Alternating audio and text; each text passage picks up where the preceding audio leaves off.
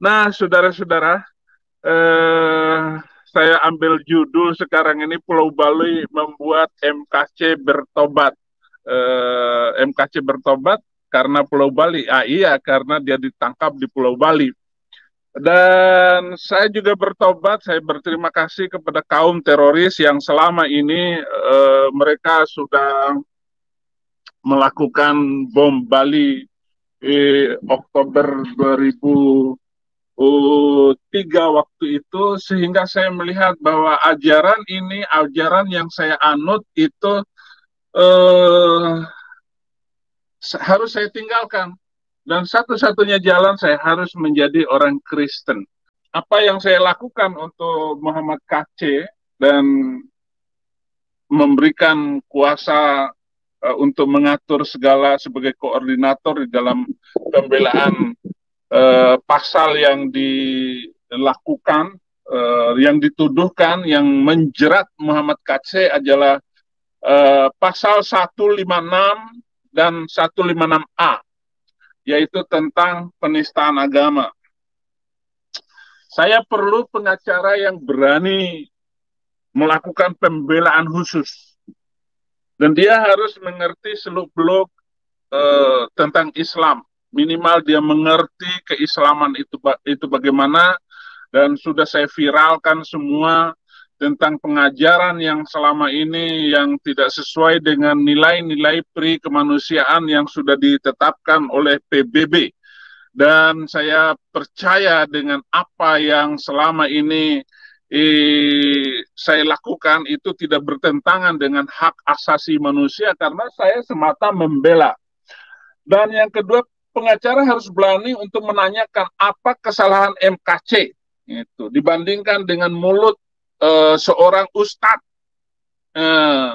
Abdul Somad itu. Mana yang jahat dalam menghina kekristenan, sedangkan MKC hanya membela kekristenan dan menjawab pertanyaan Abdul Somad yang mengatakan bahwa di salib itu ada jin kafir. Apa salahnya dia? Dan ini harus dimengerti oleh polisi seluruh Indonesia. Kenapa terorisme tidak bisa dihentikan? Karena orang masih membaca dan memakai kitab itu untuk melakukan teror di mana-mana. Bahkan membunuh orang lain karena beda keyakinan. Inilah yang perlu saya katakan, bahwa Abdul Somad itu menjadi sumber konflik antar umat beragama di Indonesia. Dan tidak ada yang berani yang melawan. Tidak ada yang berani melawan. Orang Kristen pun tidak berani melawannya selama ini. Setelah saya membacakan pledoi saya di pengadilan, saya tidak membela diri saya tidak membela kekristenan. Saya mau agar agama tidak menjadi penuntun di dalam bernegara. Itu Pak Menteri Mahfud MD, dia bilang agama itu musuh negara. Oleh karena itu, saudara-saudara harus paham tentang ini semua. Bahwa Muhammad KC itu nggak bersalah. Yang ketiga, kenapa Abdul Somad dibiarkan berkeliaran bebas sedangkan orang itu menyandang pelaku penista agama. Dan sudah dilaporkan, tetapi Bareskrim tidak menangkapnya. Sumber konflik itu Abdul Somad itu. Jangan tukar kepala, MKC, lalu Yahya Waloni yang ditangkap. Yahya Waloni itu ya kroco. Dia tidak mengenal kebenaran. Mulutnya juga tidak menyimpan kebaikan. Setelah ditangkap, minta maaf kepada yang melapor. Dan lucunya, orang-orang yang melaporkan Abdul Somad, yang melaporkan Yahya Waloni, tidak berani bersaksi. Orang-orang Kristen ini tidak berani bersaksi. Sehingga sekarang polisi pun kesulitan untuk menyiapkan 10 saksi. yang berkaitan laporan terhadap Yahya Waloni. Bagaimana dengan Abdul Somad? Saya jadi saksi utama. Saya akan menjadi saksi. Kenapa dibiarkan? Kenapa tidak menangkap Abdul Somad padahal sudah dilaporkan banyak pihak? Kenapa polisi tidak menangkap dan memproses dia? Ada apa dengan polisi? Ini kan menjadi pertanyaan ditangkapnya Muhammad KC ini. Yang keempat, kenapa Yahya Waloni yang ditangkap? Nilai kepala Yahya Waloni tidak seberapa dibandingkan dengan kejahatan mulut saudara Abdul Somad. Somad bahkan tidak mau minta maaf karena penjelasan dia tidak bertentangan dengan agama yang dianutnya selama ini. Tapi sangat jelas bertentangan dengan Pancasila dan Undang-Undang Dasar 45. Apakah karena Abdul Somad banyak pengikutnya lalu takut ditangkap? Jangan merugikan negara. Negara ini perlu hidup toleransi dan damai. Negara tidak memerlukan agama. Negara tidak memerlukan agama. Dan negara-negara yang berasaskan kepada agama sekarang berantakan semua, hancur semua. Arab, Mesir, Syria berantakan. Iran, Irak, bahkan Arab Saudi akan hancur dengan corona ini sendiri. Jadi saudara harus paham itu. Yang kelima, tangkap Abdul Somad atau lepaskan Muhammad KC. Itu baru adil. Ini wacana yang benar sesuai dengan keadilan sosial bagi seluruh Indonesia. Kemanusiaan yang adil dan beradab, adil kemanusiaan itu, tangkap Abdul Somad.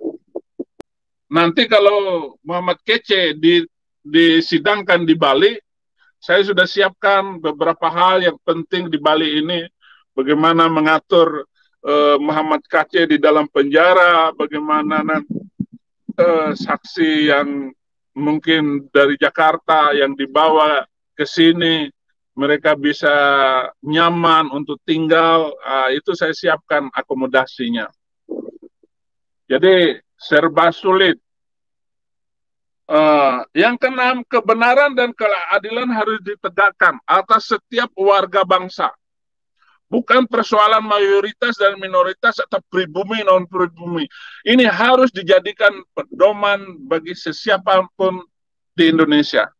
Entah dia itu imam, dia pendeta, pendeta Bali, pendeta Hindu, Buddha, pendeta Kristen, ataupun pendeta-pendeta lainnya.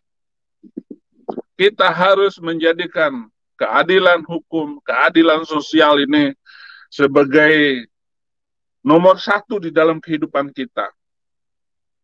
Yang ketujuh, apa jahatnya omongan KC? Daripada sebuah kitab suci yang membolehkan membunuh semua manusia yang tidak beragama Islam. Boleh membunuh manusia lain karena beda agama. Indonesia bukan negara agama. Ini adalah NKRI. Bukan negara khilafah. Bukan dasarnya syariah. Bukan syariah. Semua kita wajib mengerti status dan kedudukan kita di dalam hukum dan Undang-Undang Dasar 45, semua sama. Jika demikian, proses siapapun, dia karena mulutnya amat nista. Nah, kalau saya mengomongkan ini sesuai dengan fakta, saya boleh dicari di dalam Alkitab, Al-Quran, hadis, apa yang saya katakan. Saya tidak jahat seperti yang Anda duga. 9, Presiden Gus Dur sudah meminta agar undang-undang pasal-pasal penistaan agama ini ditinjau kembali. Tapi beberapa unsur masyarakat, termasuk Departemen Agama dan Majelis Ulama Indonesia, tidak setuju pasal ini dihapus. Dan mereka ikut merancang perbaikan pasal ini adalah kaum muslim. Dan mereka sudah menduga karena akan banyak orang Kristen, yaitu mereka yang murtad dari Islam, akan berdebat dan menjawab sesuai dengan pemahaman keislaman yang telah mereka alami selama ini. Makanya saya tidak takut kalau berdebat masalah agama dengan kiai manapun. Datang kamu berdebat dengan saya.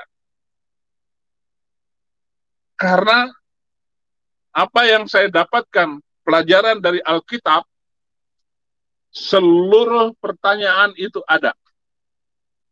Alkitab itu luar biasa, makanya saya seperti orang gelok kalau ngomong masalah perbedaan ini.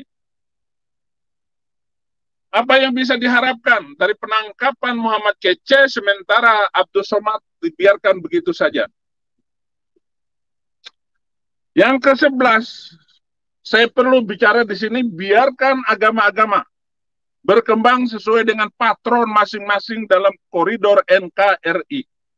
Pemerintah tidak usah ikut-ikutan, ikut campur dalam dapur mereka.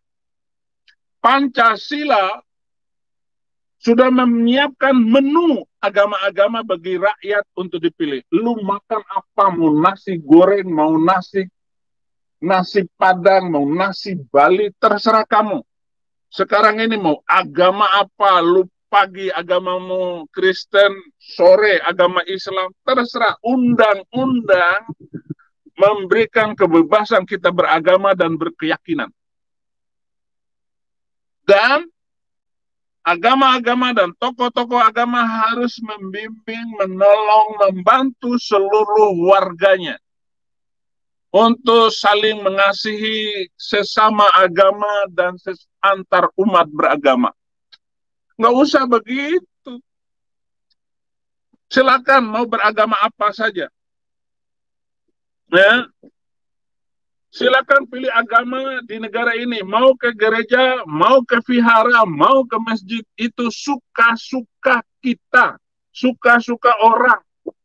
Yang ke-12, negara-negara yang masih memberlakukan pasal penistaan agama itu tinggal sedikit lagi. Eropa, tinggal Irlandia, Italia, Denmark, dan Rusia. Yang lain sudah meninggalkan pasal penistaan agama ini.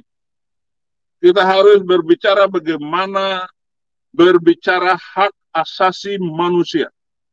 Melanggar hak asasi manusia, maka dia harus dihukum. Siapapun yang menyiksa tahanan dalam penjara, apalagi dalam tahanan Bareskrim, dia harus menghadapi dibawa ke mahkamah hak asasi manusia. Nyaman itu.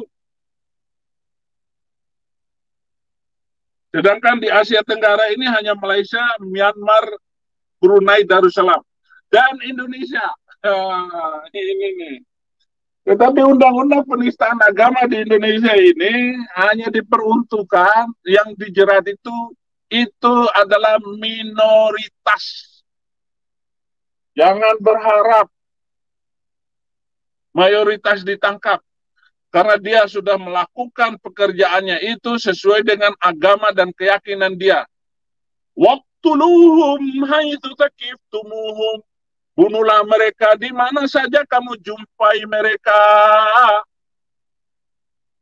Bahkan di surat ke-9 ayat 29, qatilul ladzina la yu'minuna billahi wa bil yaumil akhir ولا يحرمون ما حرم الله ولا يدينون بدين الحق من الذين أوتوا الكتاب.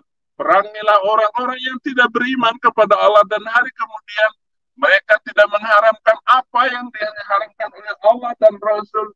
Mereka tidak beragama dengan agama Islam, yaitu mereka yang diberi Alkitab. Jadi siapa saja yang membawa Alkitab boleh diperangi, boleh dibunuh, darahnya halal. Makanya orang-orang yang menistakan agama dari mayoritas itu nggak kena. Saya jamin itu. Di masjid kecil itu kiai seenaknya ngomong dan menghina orang Kristen. Padahal tetangga masjid itu ada yang Kristen. Itu sengaja diomongin kerasin pakai toa. Sholat Jumat pun begitu. Nah, mari kita membangun Indonesia yang smart, Indonesia yang luar biasa, Indonesia yang mengasihi sesama. Jangan lagi nyindir-nyindir ya. Dan bagaimana Undang-Undang ITE, bagaimana parlemen kita agar ada perbaikan Undang-Undang ITE, Undang-Undang atau pasal penistaan agama, apa kata yang boleh dipakai agar orang itu bisa ditangkap. Dan harus ada sosialisasinya kepada masyarakat, sehingga mereka tidak ditangkap begitu saja. Jangan membiarkan rakyat kita menjadi tersangka padahal pasal dan undang-undang itu belum disosialisasikan. Negara harus menjaga rakyatnya dari jeratan hukum dan pasal karet. Ini maksud dari siaran saya pagi hari ini agar semua kita, saya dan Anda mampu melaksanakan kegiatan pekerjaan membangun negara ini. Menghasilkan jasa, menghasilkan beras, menghasilkan bantu dan menolong orang, entah jadi tukang pijit, tukang apa, tukang bersih-bersih WC atau apapun. Jangan orang ini dipenjara karena hal-hal yang begitu. Gak jelas itu kesalahannya. Dan undang-undang ini, pasal-pasal ini harus jelas. Saya hanya menyesal Muhammad KC ditangkap, Abdul Somad dibiarkan berkeliaran. Kalau Bareskrim tidak menangkap Abdul Somad, mohon Kapolri melepaskan Muhammad KC.